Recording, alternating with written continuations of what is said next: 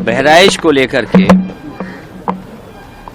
सबसे पहले तो मेरी अपील होगी कि जो पक्ष उसमें हैं सभी लोग कानून व्यवस्था बनी रहे उसी दिशा में काम करें।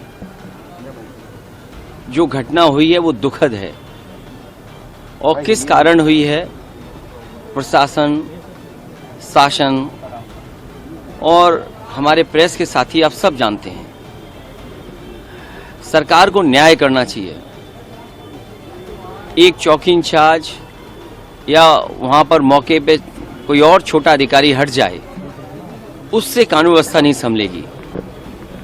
जिस समय ये प्रोसेशन निकलने का काम शुरू हुआ, कम से कम प्रशासन को इस बात का ध्यान रखना चाहिए था कि जो प्रोसेशन निकल रहा है उसका रूट क्या है, रूट पे पूरी सुरक्षा है कि नहीं है, पर्याप्त पुलिस है कि नहीं है, और उसके साथ साथ उन लाउड स्पीकर्स पे क्या बजाया जा रहा है।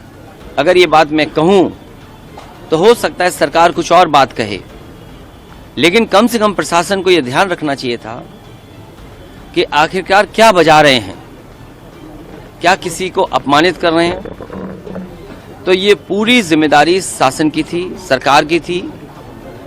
शासन की चूक की वजह से इतनी बड़ी घटना हुई। केवल बहराइच में नहीं, इसी तरह सदियों पुराना, कई सौ वर्ष पुराना मेला लगता है बनारस रामनगर में।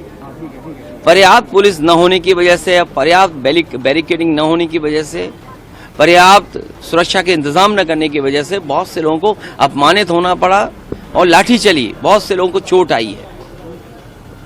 इधर आप उत्तर प्रदेश में देख रहे होंगे कि भारतीय जनता पार्टी के लोग मनमानी कर रहे हैं।